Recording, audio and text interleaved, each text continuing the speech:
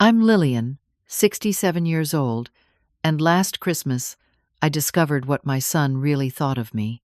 For 30 years, I sacrificed everything for Jonathan, from working 3 jobs to help him through college to co-signing his mortgage. I thought we were close. Then I overheard him tell his wife that the greatest gift for Christmas would be if Mom just died already. What followed wasn't grief or surrender, but something they never saw coming. Before I share this journey, tell me where you're watching from, and subscribe if you haven't already. After my husband Thomas passed away, I found myself a widow with a 12-year-old son to raise. Jonathan was just starting middle school when his father's heart attack changed our lives forever. I remember sitting him down on our worn blue couch, trying to explain that Daddy wasn't coming home, watching his small face crumple as the reality sank in. That moment transformed both of us. For me, it meant becoming both mother and father overnight. I had been teaching high school English for about 15 years by then, but Thomas's life insurance barely covered the funeral expenses and 3 months of our mortgage. The teaching salary wasn't enough to maintain our lifestyle and save for Jonathan's future, so I picked up evening work at the local library and weekend shifts waiting tables at Denny's. My days started at 5 in the morning and often didn't end until midnight.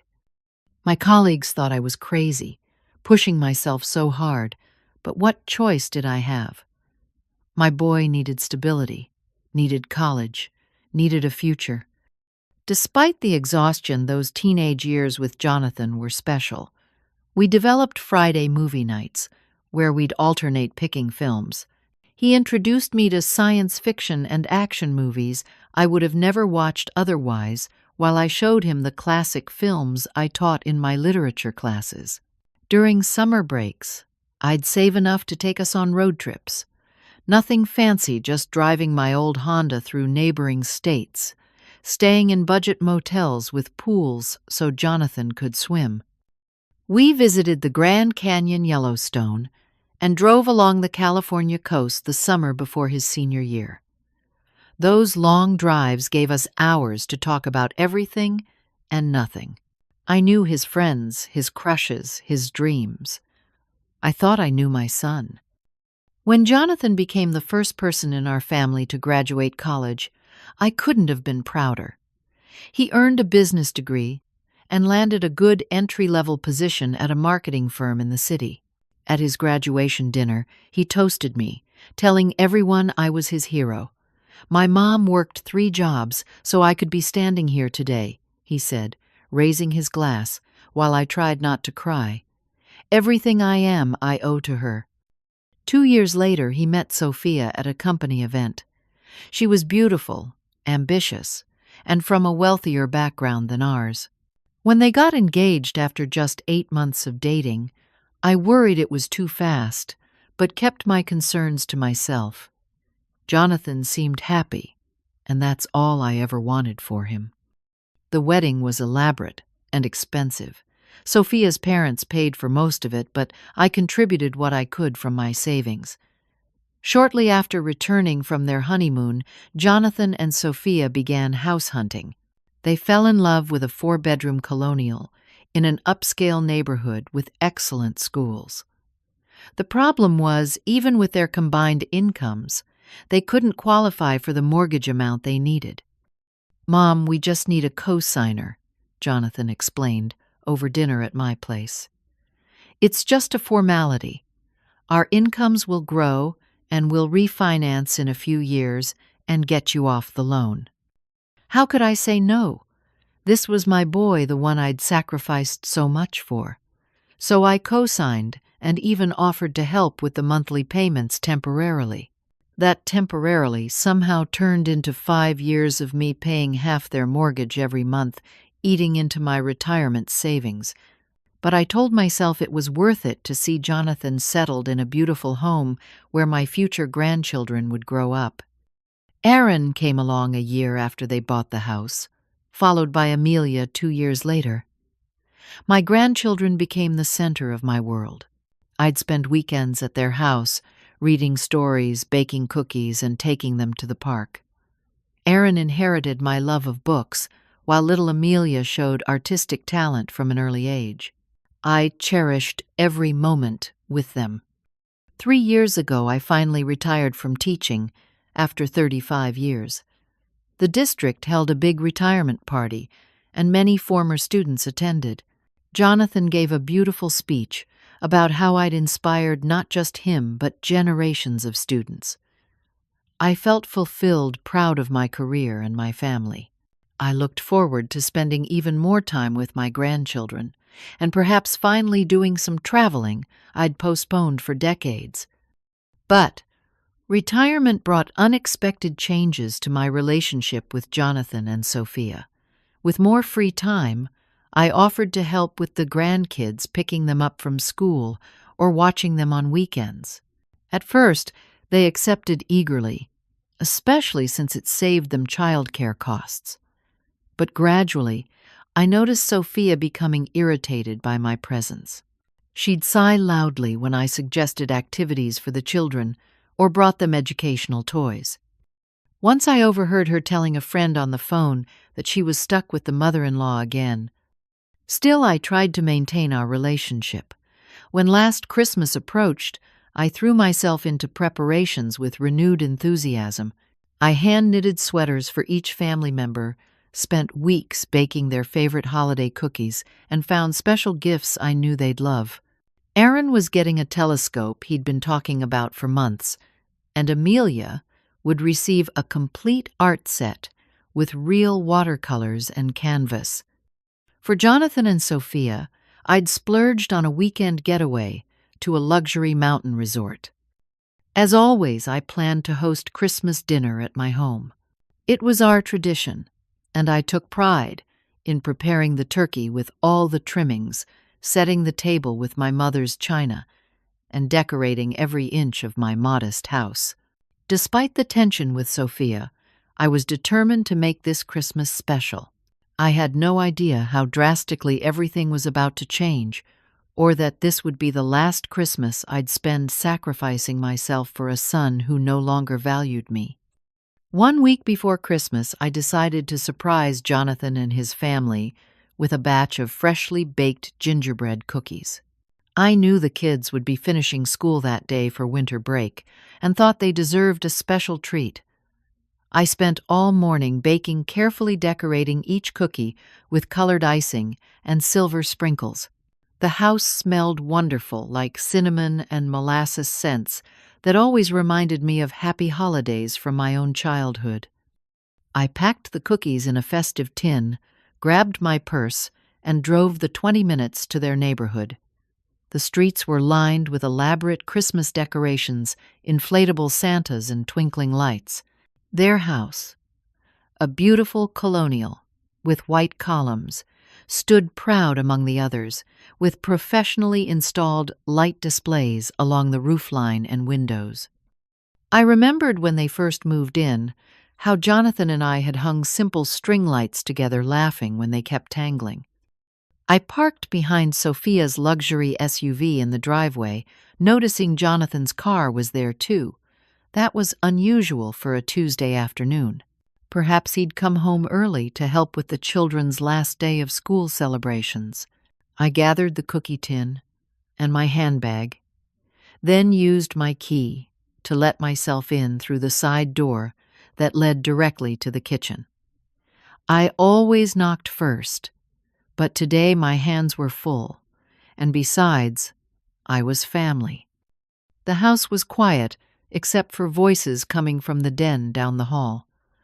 I set the cookies on the kitchen counter, planning to announce my presence when I heard my name mentioned.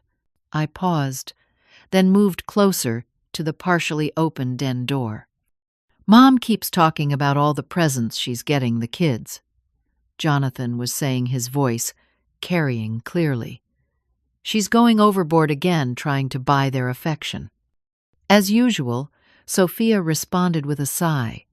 She's always competing with us, trying to be the favorite. It's exhausting. I stood frozen in the hallway, my hand gripping the doorframe. I should have made my presence known right then, but something kept me rooted to the spot. You know what? Jonathan continued, his voice dropping slightly. I hate to say this, but sometimes I think the greatest gift for Christmas would be if Mom just died already. The words hit me like physical blows. My son, my Jonathan, wishing me dead. Jonathan Sophia gasped, then laughed. That's terrible. But she didn't sound shocked or disapproving, just amused. I'm serious, he continued. We'd finally get the house, her savings, everything. No more of her constant interference, her opinions, her trying to parent our kids. And we could finally renovate this place the way we want, Sophia added enthusiastically. The inheritance would clear our mortgage and leave plenty for that kitchen remodel I've been wanting. Exactly, Jonathan agreed. Mom's worth quite a bit between her pension, the house, and her investments. She's been so cautious with money her whole life, living below her means.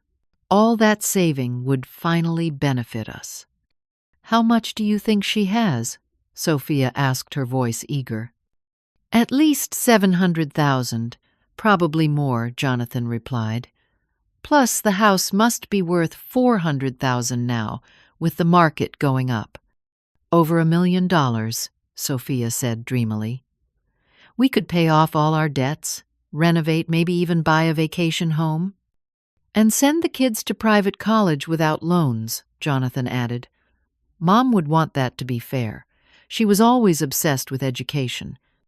They continued talking, making plans for money I'd worked my entire life to save as if my death would be nothing more than a financial windfall.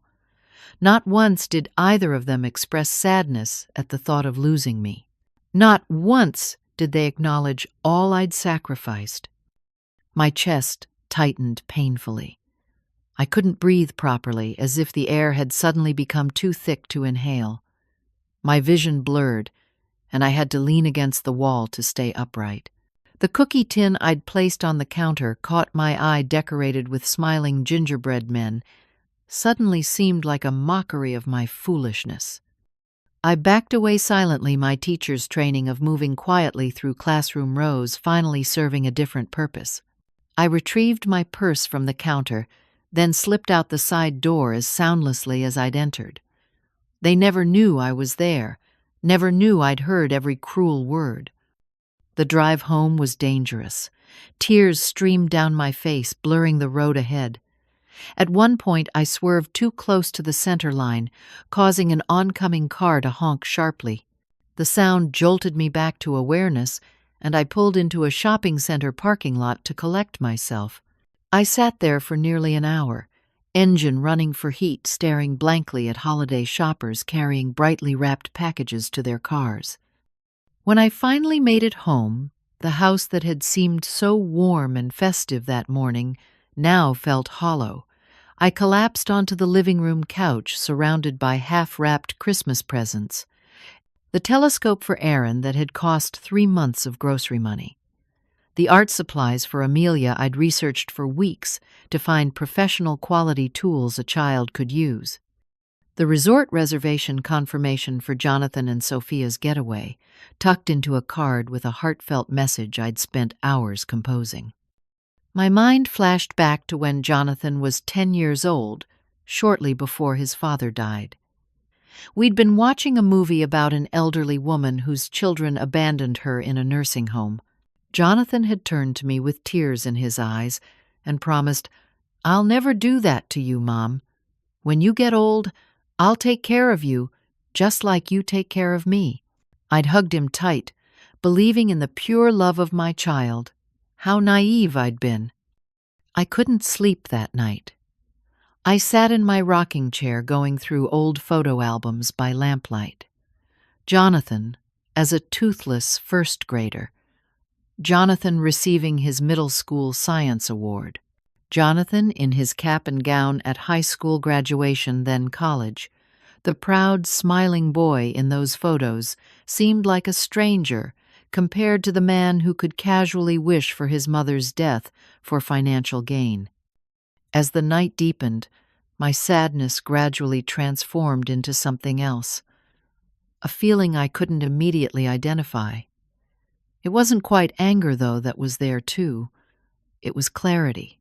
For the first time in decades, I was seeing my relationship with my son without the rose-colored glasses of maternal love. And what I saw broke my heart, but also strangely set something free inside me.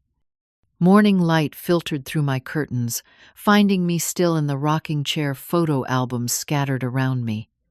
I hadn't slept, but I felt strangely alert, as if seeing clearly after a long fog. The terrible words I'd overheard kept repeating in my mind. The greatest gift would be if Mom just died already. As I made myself a strong cup of coffee, more memories surfaced, taking on new meaning with my newfound clarity.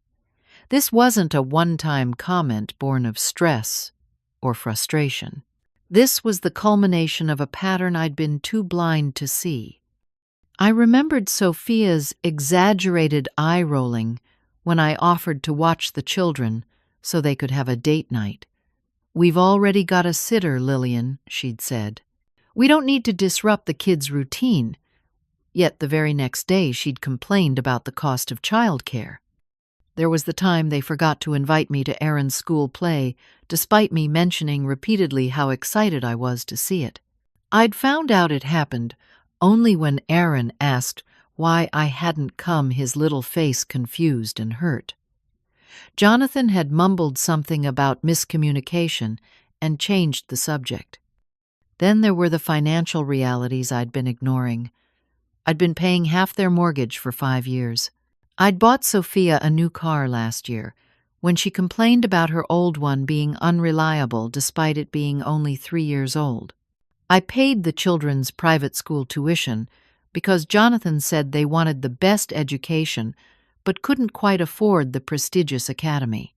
All while dipping into my retirement savings, telling myself it was temporary, that they'd take over soon. And how had they repaid my generosity? By waiting for me to die, so they could finally have it all. I picked up my phone and called Barbara, my oldest friend, who had retired from teaching the same year as me. Barbara had always been direct, sometimes brutally so. She'd warned me years ago that I was doing too much for Jonathan and Sophia. "Lily, you sound terrible," she said when she answered.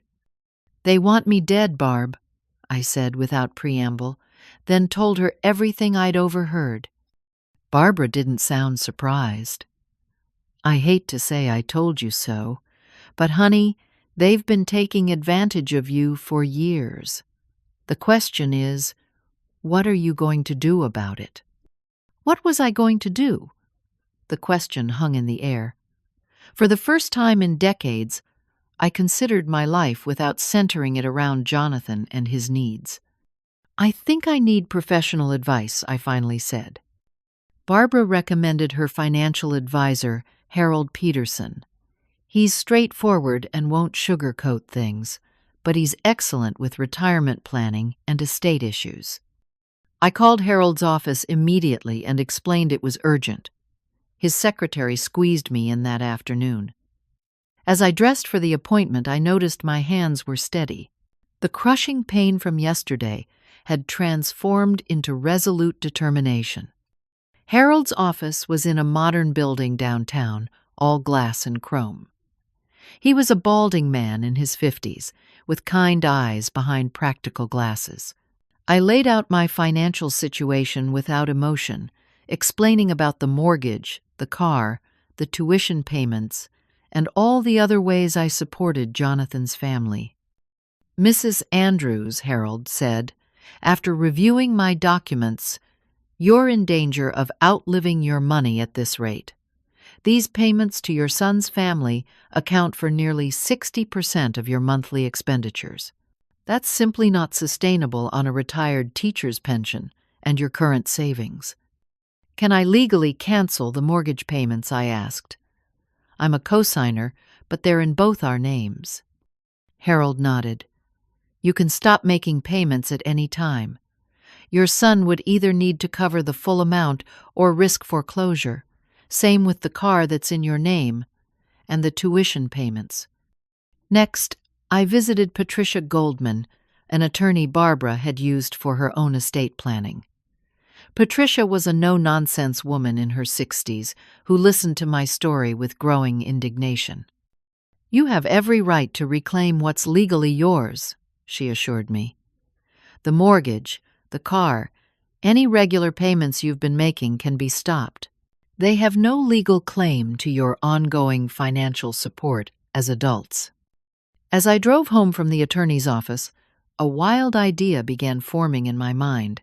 What if I didn't just stop the payments? What if I disappeared entirely? Let them think they'd gotten their wish. I'd always dreamed of visiting Paris. Thomas and I had planned to go for our 25th anniversary, but he died before we reached 20. After that, there was Jonathan's education, then his wedding, then the house, then the grandchildren. Always a reason to postpone my dreams for someone else's needs. What if I sold my house, canceled everything, and just left, started over in the city of my dreams at 67 years old? The idea was terrifying and exhilarating. Could I really do it? Leave behind my grandchildren, my community, everything familiar. But then I remembered Jonathan's casual cruelty, how easily he'd wished me gone while planning how to spend my money. That evening, I made a list of every financial tie I had to Jonathan's family, half the monthly mortgage payment, $2,000, car payment for Sophia's BMW, $650, grandchildren's private, school tuition, $3,000 per month, monthly loans for various expenses that were never repaid, average $1,000. Cell phone family plan, under my name, $300, their portion of family. Insurance policies, $420. The total was staggering. Over $7,000 every month going to support their comfortable lifestyle while they waited for me to die. I opened my laptop and searched for one-way tickets to Paris. There was a direct flight leaving the day after Christmas. I hesitated for just a moment before entering my credit card information. The confirmation email arrived seconds later. I was going to Paris on December 26th. Next, I began drafting a letter to leave for Jonathan. I wrote 5 different versions, each one starting angry, then dissolving into hurt explanations and pleas for understanding. None of them felt right. Finally, I decided to be direct and unemotional. I would tell him exactly what I'd heard, what I was doing about it, and why he would never see me again. Over the next few days, I refined my plan. I would need a place to live in Paris, a way to access my money, and to learn at least basic French.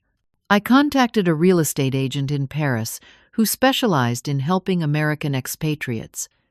Through video calls, she showed me several small apartments. I chose a modest one-bedroom in Montmartre with a tiny balcony overlooking the rooftops. The rent was reasonable, and I signed a 6-month lease electronically. I also began taking online French lessons with a tutor named Monique, a patient Parisian woman who didn't seem fazed by my age or my sudden desire to relocate. Many Americans come to Paris to reinvent themselves, she told me. It is never too late to begin again. As Christmas approached, I moved through my days with a strange sense of detachment.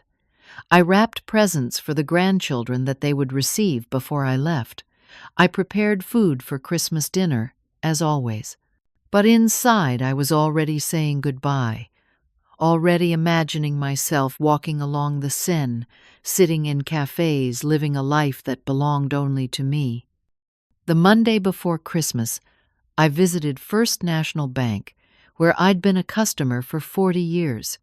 Marion, the branch manager who had handled my accounts since her 20s, looked concerned when I told her I needed to cancel all automatic payments to my son's mortgage.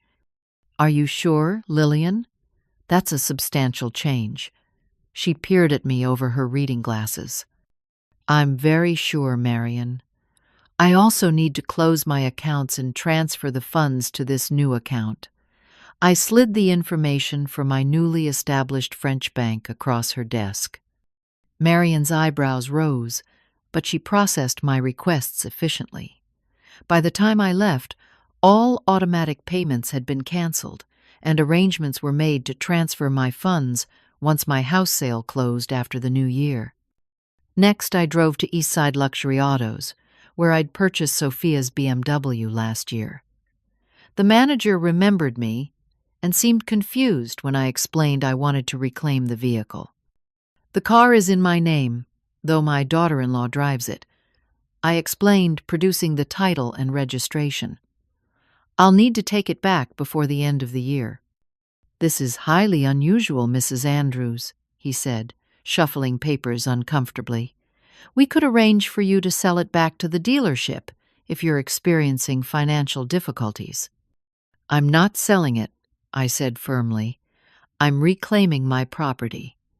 Please have the paperwork ready for December 23rd.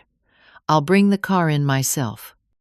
My next stop was Brighton Academy, the prestigious private school Aaron and Amelia attended. The tuition was exorbitant, nearly $40,000 annually for both children. I'd been paying it directly since they started another temporary arrangement that had somehow become permanent. The financial administrator, a pleasant woman named Gwen, seemed genuinely sad when I informed her I would not be paying the spring semester tuition. "The children's parents will need to make alternative arrangements," I said, signing the necessary forms to remove myself as the responsible financial party. "Please don't share this information until after the holiday break." With each step I took, I expected to feel guilt or remorse, but instead I felt increasingly lighter. For the first time in decades, I was putting myself first. That afternoon I met with Diana, a real estate agent, recommended by Harold. She walked through my house making notes and taking pictures. "It's in excellent condition, Lillian," she said.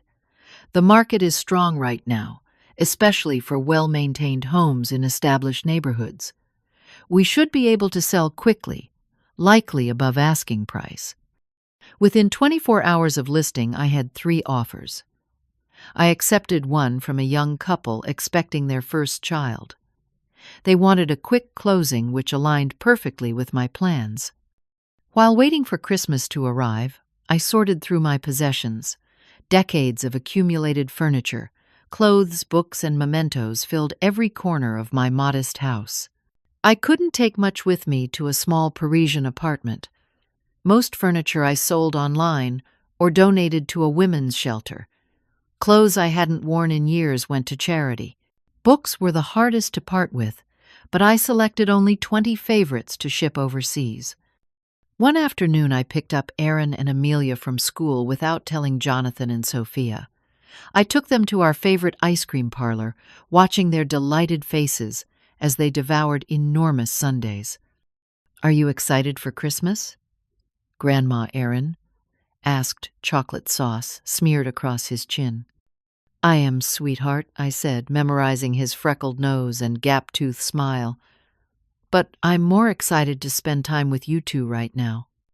"Will you still help with my art projects when school starts again?" Amelia asked, her blue eyes, so like her father's when he was young.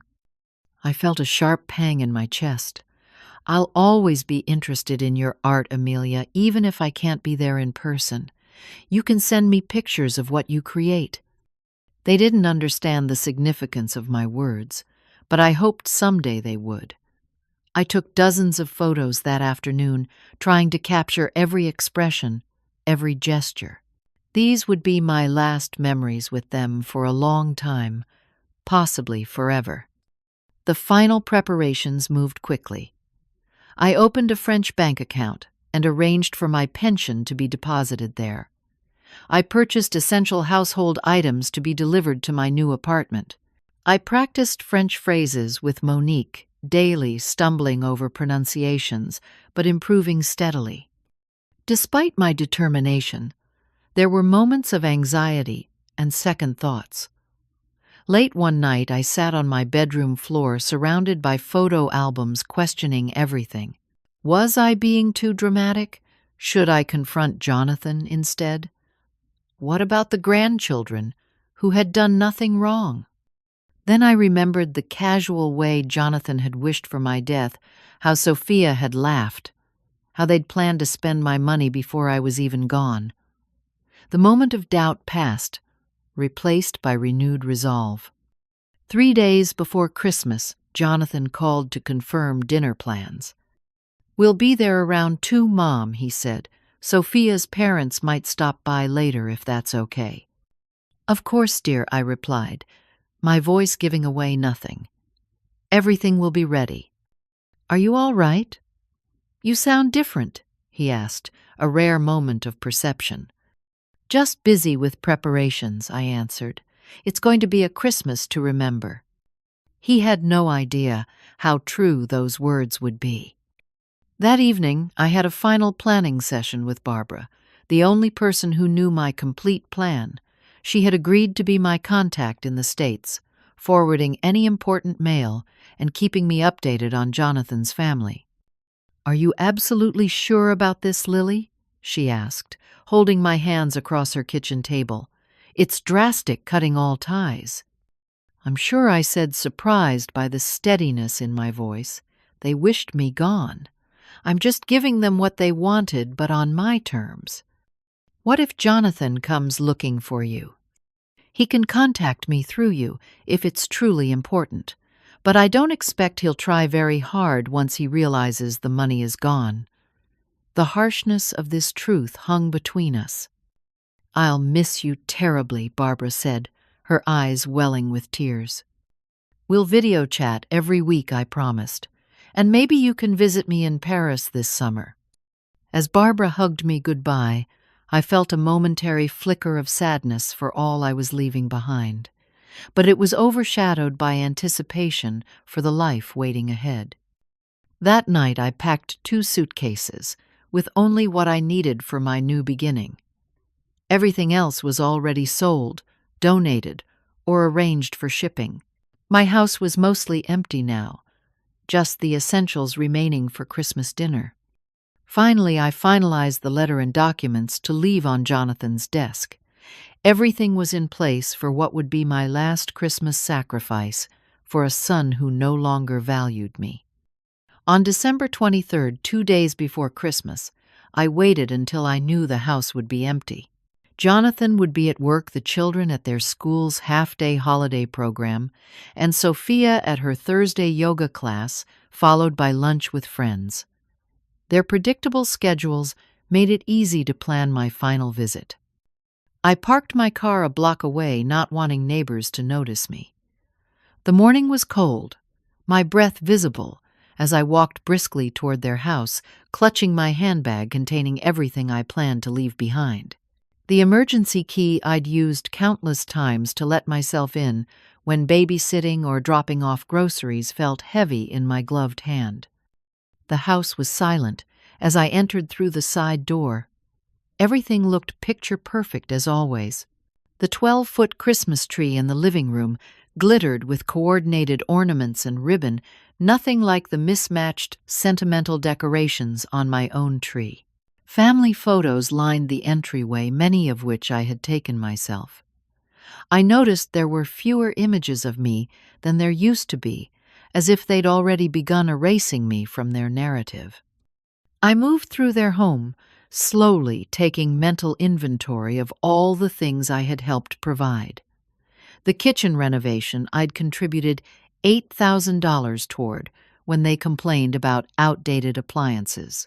The expensive living room furniture I'd bought as a housewarming gift. The children's playroom equipment I'd purchased piece by piece over the years. So much of their comfortable lifestyle had been subsidized by my generosity. Generosity they not only took for granted but resented seeing it as interference rather than love. I found Jonathan's home office at the back of the house, a space I rarely entered. It was meticulously organized with a large desk facing windows that overlooked their expansive backyard. Golf trophies lined one shelf, alongside business awards and family photos. I noticed a framed picture of Jonathan with Sophia and the children professionally taken last summer. I wasn't in it, though I'd been present at the photo session, watching the grandchildren while they posed. I sat in his leather office chair for a moment, running my hands over the smooth desk surface. This was where my son worked, where he managed the finances I subsidized, where he perhaps calculated how much he stood to inherit when I finally gave him the greatest gift of dying.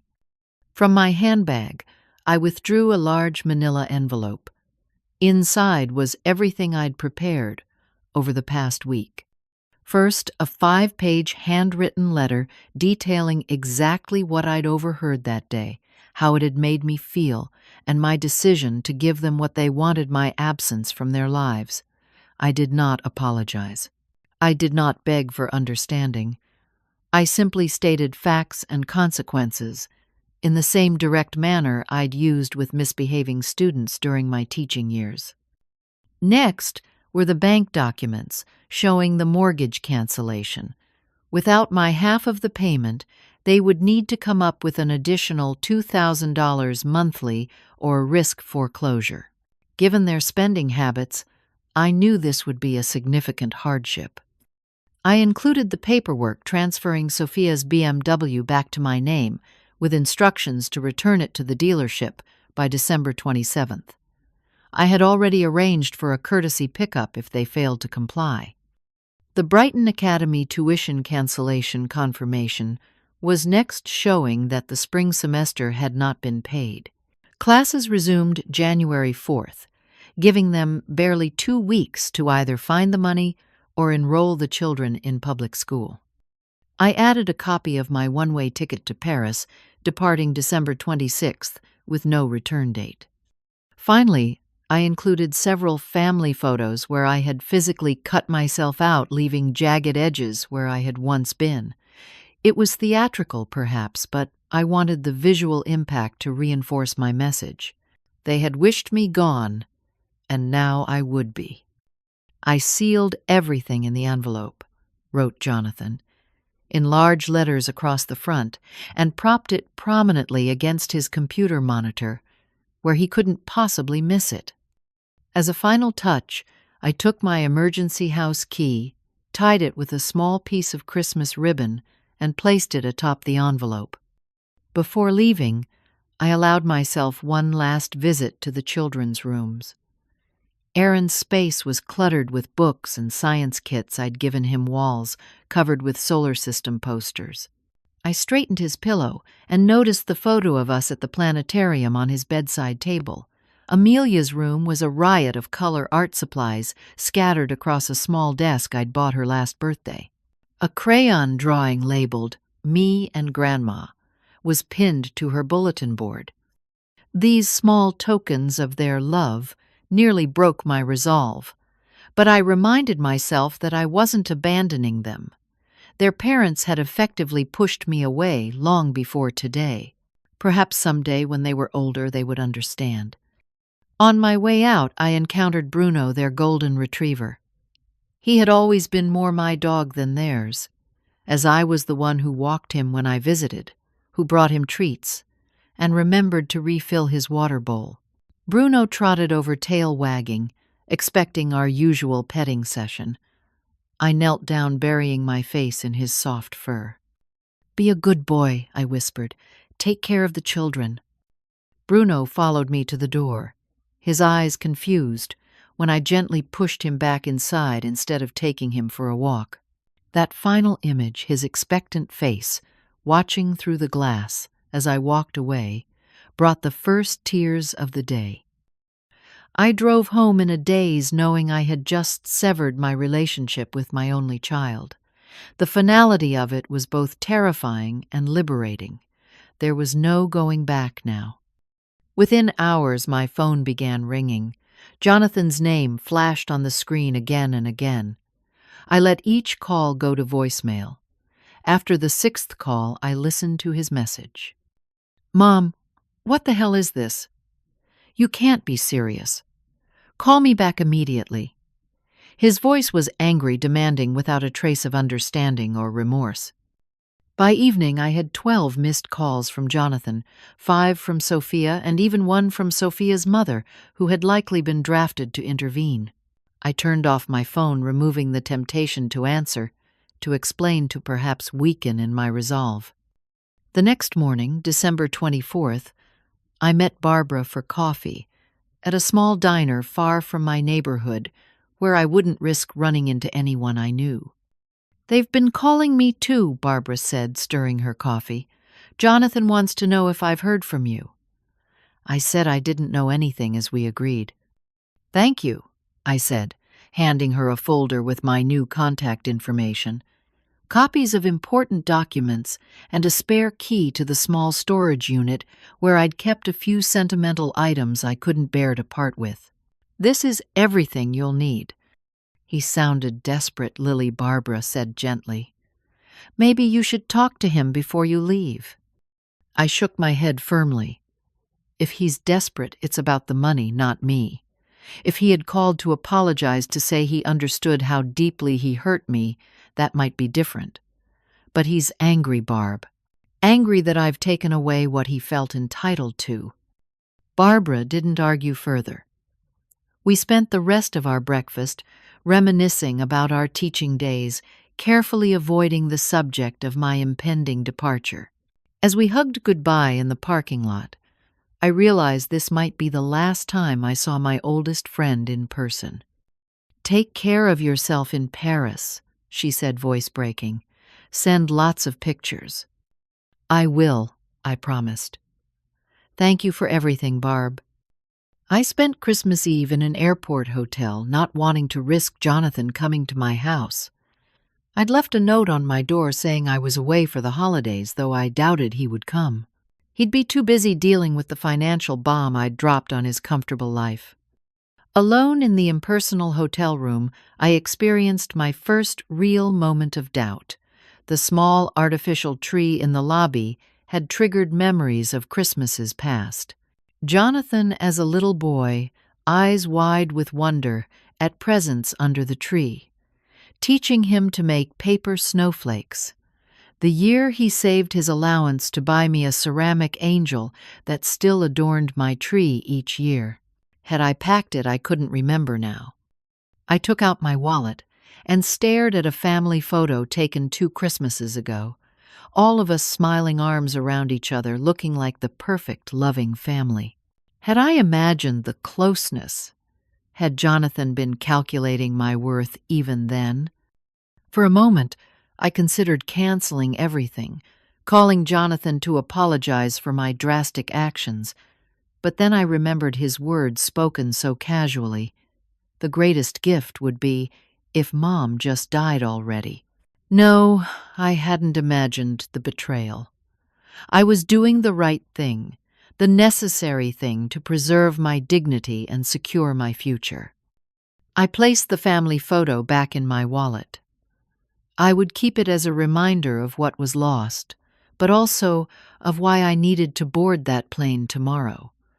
Despite the pain and doubt, I was going to Paris. I was choosing myself perhaps for the first time in my adult life. Paris welcomed me with snow on December 27th. Delicate flakes drifted past the airplane window as we descended the city's landmarks, gradually coming into view.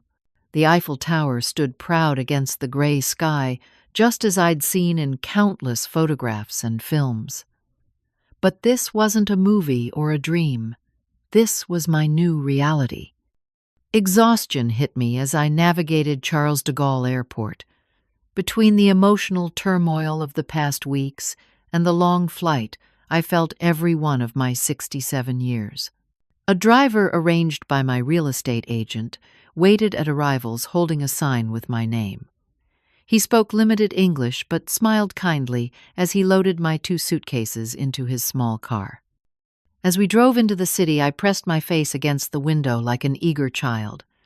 Snow-covered boulevards, elegant buildings, cafes with awnings protecting hardy winter patrons. Everything was simultaneously familiar from years of dreaming about this place and utterly foreign. My apartment was on the 5th floor of an old building in Montmartre with no elevator. By the 3rd floor, I wondered if I'd made a terrible mistake, but the driver kindly helped with my bags. When we finally reached my door, fumbling with the unfamiliar key, I held my breath. The space was tiny by American standards, but exactly as shown in the video tour. A small living room with worn wooden floors and tall windows open to a kitchen barely big enough for one person. The bedroom could fit little more than a double bed and small dresser. But the bathroom was recently renovated, and most importantly, the promised balcony existed. A narrow strip of outdoor space with just enough room for a chair and small table. And the view. Oh, the view. From my balcony, I could see the white dome of Sacré-Cœur Basilica, rising majestically above the rooftops. In the distance, the city sprawled below Montmartre's hill. It was breathtaking. After the driver left, I sat on the floor of my empty apartment, surrounded by my 2 suitcases, and cried. Not from sadness exactly, but from the overwhelming reality of what I had done. I had left behind everything familiar. My home, my community, my grandchildren. I was alone in a foreign country, where I barely spoke the language, starting over at an age when most people were settling into comfortable routines. That first week was disorienting. I slept at odd hours, struggling with jet lag and the unfamiliar sounds of the building. The furniture I'd arranged to have delivered arrived piece by piece: a bed, a small sofa, a dining table with 2 chairs, basic kitchenware. Enough to survive, but the space felt impersonal, like another hotel room rather than a home. I frequently questioned my decision. Had I overreacted? Was cutting all ties too extreme? I could have confronted. Jonathan demanded. Respect changed our financial arrangements without this dramatic escape.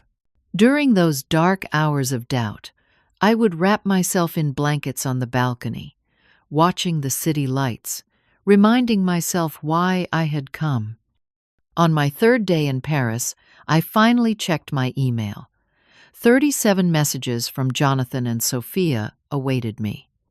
I opened them chronologically, watching the progression from confusion to anger to panic. The earliest messages demanded explanations. What is this about, Mom? Call me immediately. You can't be serious about the mortgage. This has to be a misunderstanding. These quickly escalated to anger. This is completely irrational. You're punishing us for a private conversation you shouldn't have been listening to. You're going to destroy our credit over something said in frustration. This is insane. Then came attempts at manipulation. The kids are devastated. Aaron keeps asking where Grandma is. How could you do this to them? Dad would be so disappointed in how you're treating your family. Finally, panic set in. The bank called about the mortgage. We can't make the full payment on such short notice. They're coming to take Sophia's car. This is humiliating. Please, Mom. We need to talk. Whatever you heard, we can work through this. Barbara had been sending me updates as well, reporting what she knew from her limited contact with them. Jonathan called me in tears today. The bank has given them 30 days to make arrangements before starting foreclosure procedures. He asked if I knew where you were. I kept my promise and said I didn't know details, just that you needed space. Sophia had to surrender the BMW yesterday. Jonathan said she's furious, blaming him for everything. They've had to pull the children from Brighton Academy since they can't afford the tuition. Aaron is particularly upset about leaving his friends mid-year. They're looking at apartments now, planning to sell the house before the bank forces the issue. Jonathan actually asked me if I thought you'd reconsider helping with the mortgage until they're back on their feet. I didn't respond. Each update brought conflicting emotions. Vindication, certainly. They were finally facing the consequences of their entitled behavior and cruel words, but also guilt, especially regarding the grandchildren. Aaron and Amelia were innocent in all this, yet they were suffering disruption and loss because of my actions. Still, I remained resolute. This pain was necessary for all of us. Jonathan and Sophia needed to learn self-sufficiency and appreciate what they had rather than resenting what they didn't. And I needed to build a life that belonged to me alone. Gradually, I began exploring my new neighborhood. My first venture was simply to find a grocery store, which turned into an adventure with my limited French. I discovered a small boulangerie at the corner, where the owner, a middle-aged woman with flour-dusted hands, patiently helped me order bread and pastries, despite my mangled pronunciation.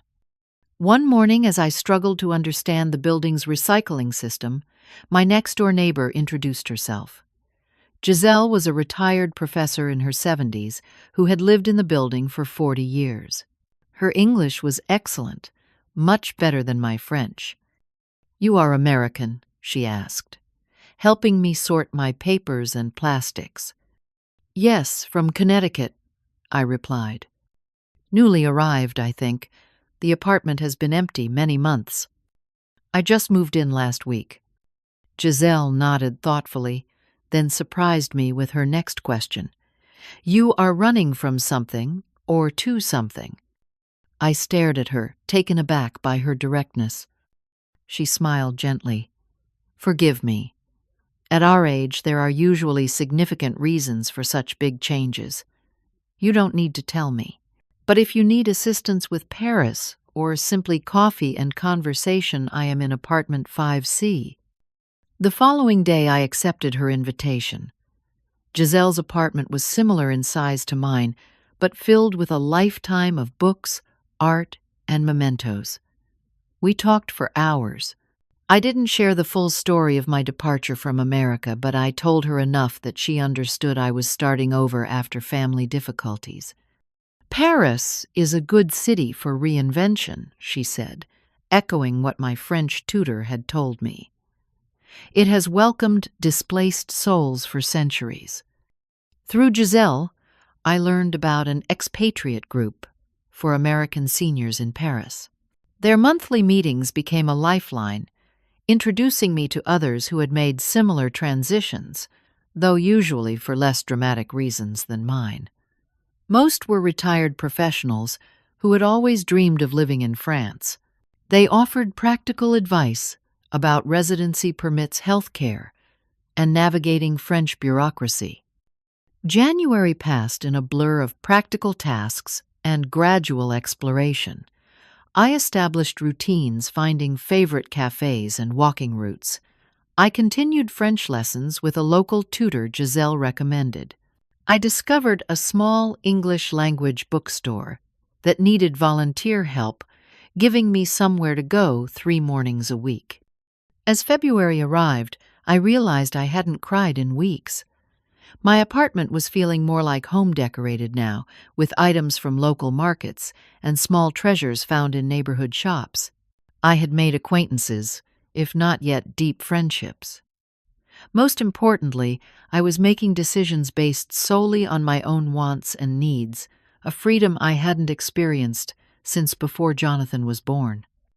Barbara and I video chatted weekly. She reported that Jonathan and Sophia had moved into a 3-bedroom apartment, half the size of their house, which was now on the market. Both children were attending public school, and Sophia had taken a full-time position at a local boutique to help with finances. "Jonathan asked about you again," Barbara said during our Valentine's Day call. "He seemed different this time, less angry, more concerned. He wanted to know if you were safe and happy." "What did you tell him?" I asked, surprised by the shift. "I said I believed you were both." "Was I lying?" She peered at me through the screen. "No," I said, realizing it was true. "I am safe, and I'm finding my way to happy." That same week, I received an email from Miss Thompson-Aaron and Amelia's former art teacher at Brighton Academy, with whom I'd always been friendly. She wrote that the children missed me terribly and seemed confused by my sudden disappearance. Aaron had been having trouble adjusting to his new school, becoming withdrawn and quiet, so unlike his usually exuberant self. Her words pierced my heart. I couldn't contact the children directly without going through Jonathan and Sophia, which I wasn't ready to do. But perhaps there was another way to let them know I still cared. I spent an afternoon at a Parisian toy store, selecting gifts that would remind the grandchildren of our special bond. For Aaron, a book about space in both English and French, with a note encouraging him to learn some new words. For Amelia, a set of French watercolor paints unlike any available in American stores. I included a card with simple messages of love, deliberately vague about my whereabouts. I shipped the package to Miss Thompson, asking her to deliver it to the children without telling their parents who it came from. It was a small gesture, perhaps even a cowardly one, but it eased some of my guilt. In early March, a different kind of email arrived from Jonathan. The subject line read simply, "I understand now. Mom, it's been over 2 months since you left. We've been through anger, confusion, and finally painful reflection. I understand why you left. I remember exactly what you overheard, and I'm deeply ashamed. There's no excuse for what I said. It was cruel, entitled, and untrue. Our lives have changed dramatically since you left. We sold the house last week for much less than it's worth because we needed to close quickly. We're in a small apartment now. Sophia is working full-time. The kids are in public school. We've had to explain to them that we can't afford many things they were used to. This isn't a plea for financial help. We're managing, and frankly, this wake-up call was overdue. This is an acknowledgement of how terribly we treated you after all you've done for us. I don't know if you'll ever forgive me, or if we can repair our relationship.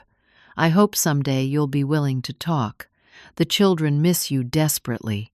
Whatever happens between us, please don't punish them for my failures. If you're willing, please let me know how you are and where you are. With regret and love, Jonathan." I read the email multiple times, tears streaming down my face.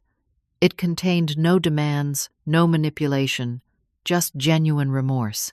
For the first time since that terrible day in December, I allowed myself to consider the possibility of reconciliation.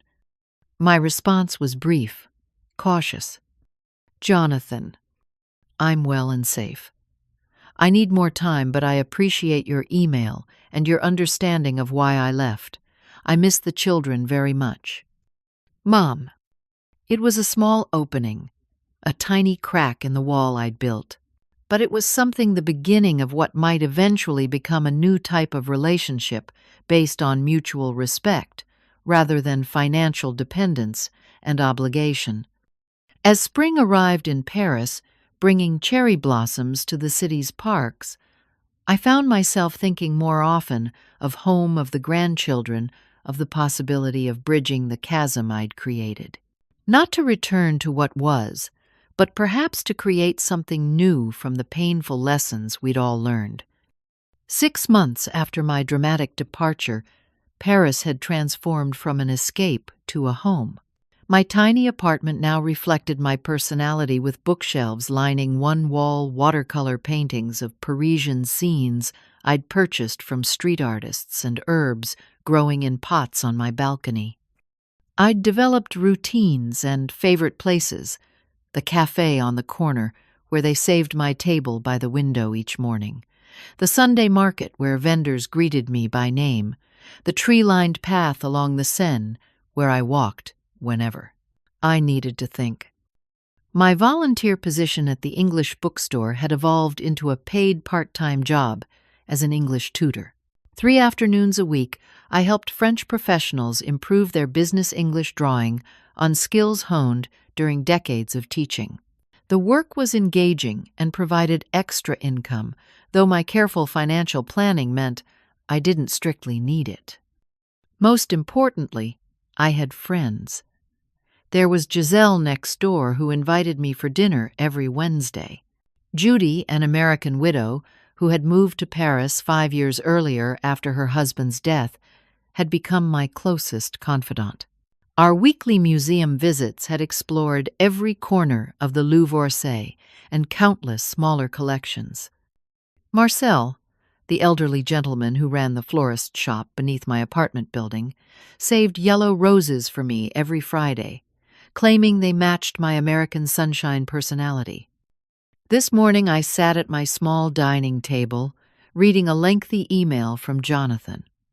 Over the past months, our communication had evolved from tense, brief exchanges to more honest and substantial correspondence.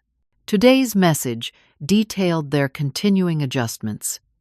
We've settled into the apartment, though the kids still talk about the old house sometimes. Aaron has finally made friends at his new school and joined the science club. Amelia is thriving in the public school art program, her teacher says. She has exceptional talent. Sophia has been promoted to assistant manager at the boutique. It's been an adjustment for her to work full-time, but I see a new independence in her that's actually strengthened our marriage. We argue about money sometimes, but we're learning to budget and prioritize. I'm still with the same company, but took on additional responsibilities for a modest raise. Between our 2 incomes, we're making ends meet. No more luxury vacations or impulse purchases, but we're finding simpler ways to enjoy family time. The most important change isn't financial, though.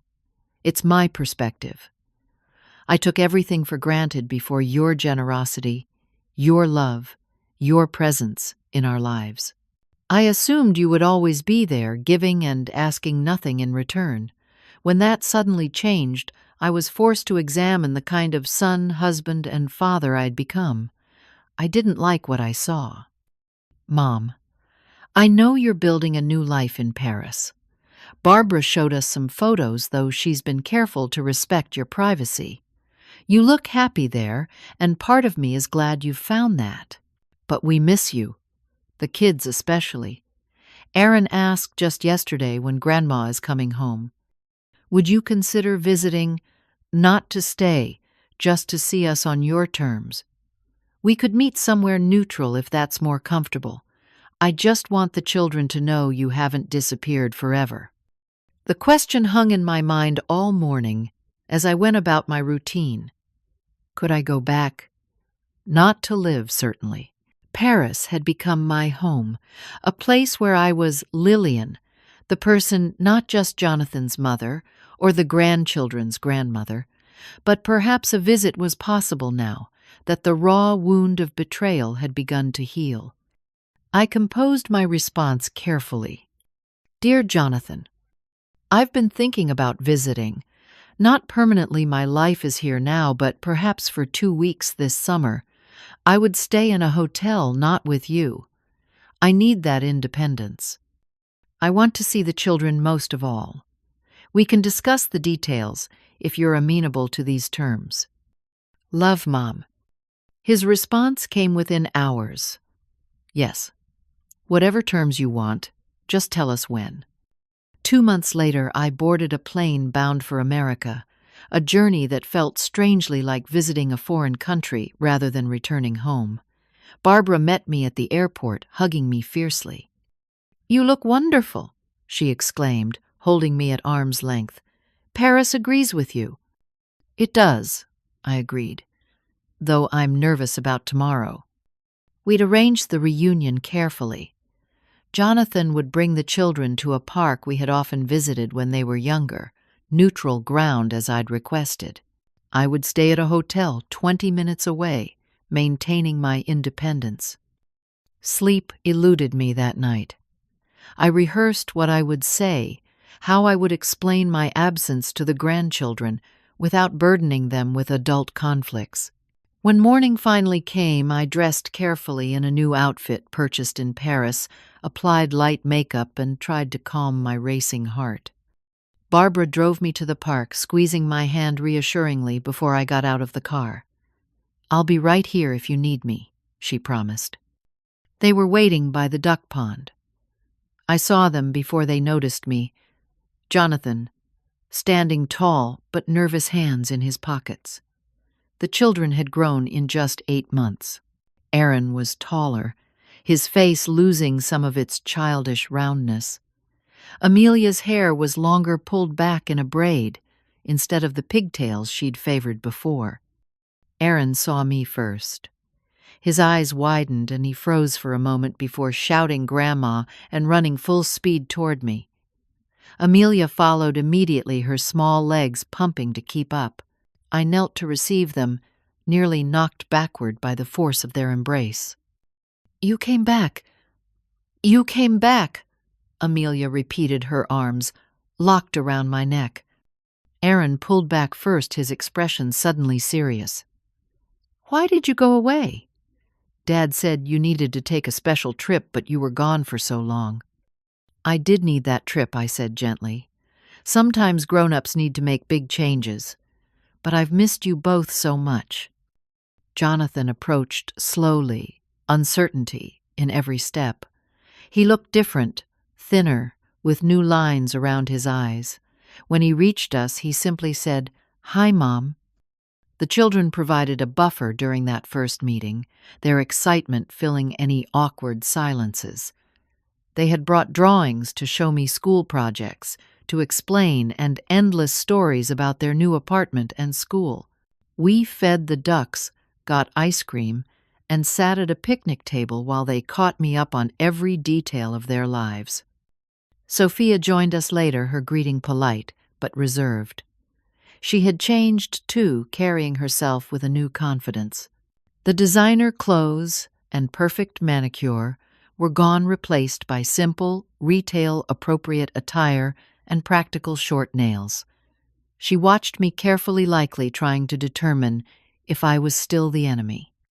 "Your apartment looks lovely in the photos," she said finally, referring to pictures I'd shared via email. "Paris must be amazing." "It is," I replied. "Different than I imagined, but wonderful in its own way." "I'm glad," she said, and seemed to mean it. Over the next 2 weeks, we established a new pattern. I would meet them for outings with the children, the zoo museums, parks, always in public places. Gradually, the tension eased. On my 5th day, they invited me to their apartment for dinner. It was indeed small compared to the house they'd lost, but they'd made it home. Photos of the children covered one wall. A bookshelf held board games and Aaron's science trophies. Amelia's artwork hung in simple frames. It was cozy rather than luxurious, lived in rather than showcase perfect. "It's lovely," I said sincerely. "It's different," Jonathan replied. "But it works for us now." After the children were in bed that night, Jonathan asked if we could talk privately. Sophia excused herself to take a bath, leaving us alone in their small living room. "I need to say this face to face," he began. "I'm sorry, Mom. More sorry than I can express for what you heard that day. It was cruel and untrue." "Why did you say it?" I asked the question that had haunted me for months. Jonathan sighed heavily. Honestly, frustration. Entitlement. I'd gotten so used to your help that I started resenting the strings I imagined were attached. Instead of being grateful, I convinced myself you were controlling us through money. and wishing I would die, I couldn't keep the hurt from my voice. His face crumpled. I can't justify that. It was a horrible, thoughtless comment that I would take back 1,000 times if I could. I didn't mean it, Mom. I swear I didn't. But you said it, I stated simply. Yes. And then I lost everything. The house, the car, the comfortable lifestyle. But most importantly, I lost you. That's when I realized what actually mattered. He looked directly into my eyes. Losing all the things you provided showed me their value. But losing, you showed me what's irreplaceable. We talked for hours that night, more honestly than we had in years. He explained how he and Sophia had gradually come to expect my financial support, seeing it as an entitlement rather than generosity. I shared how hurt I'd been by their casual cruelty, how decades of putting his needs first had left me empty. I don't regret leaving, I told him. Paris has given me a life that's truly mine. I understand, he said, and I don't expect you to come back permanently. I just want the children to know their grandmother and to show you we've changed. By the end of my visit, even Sophia had warmed considerably. On my last evening, as we shared dessert after the children were asleep, she made an unexpected apology. I didn't appreciate what we had, she admitted. The ease, the comfort, the help with the children. I resented your closeness with them instead of being grateful. Working full-time now, I understand how valuable your support was. Thank you for saying that, I replied, surprised by her candor. Will you come back to visit again? She asked. Yes, I said, realizing I meant it. And perhaps the children could visit me in Paris someday, when they're a bit older. Jonathan's eyes lit up. They would love that. A summer trip, maybe? We began planning there and then discussing logistics for Aaron and Amelia to spend 2 weeks with me the following summer. It was a bridge being rebuilt, different from the original structure, but potentially stronger for having been thoughtfully reconstructed. When I returned to Paris, my apartment welcomed me like an old friend. I stood on my balcony that first evening back, watching the sunset paint Sacré-Cœur golden, and felt a contentment I hadn't known before. The visit had healed something I hadn't realized was still broken, allowing me to embrace my new life without the shadow of bitter estrangement. The months that followed brought a new balance. Weekly video calls with the grandchildren became part of my routine. Packages traveled back and forth across the Atlantic books, and small gifts from me, artwork and school projects from them. Jonathan and I maintained regular email contact our relationship, evolving into something more equal than before. As autumn painted Paris in russet and gold, I often reflected on the journey that had brought me here. The pain of that December day had led to growth for all of us. Jonathan and Sophia had learned self-reliance and appreciation for what truly matters. The grandchildren had gained resilience and the knowledge that relationships can weather difficult storms. And I had discovered that standing up for yourself sometimes means walking away, not in anger, but in self-respect. Most importantly, I'd learned it's never too late for a second chance at happiness. At 68, I was building a life that fulfilled me, making choices based on my own desires rather than others' expectations. Some might call it selfish. I called it necessary. This evening, as I set up my easel on the balcony, painting being my newest passion, I felt profound gratitude for the painful catalyst that had brought me here.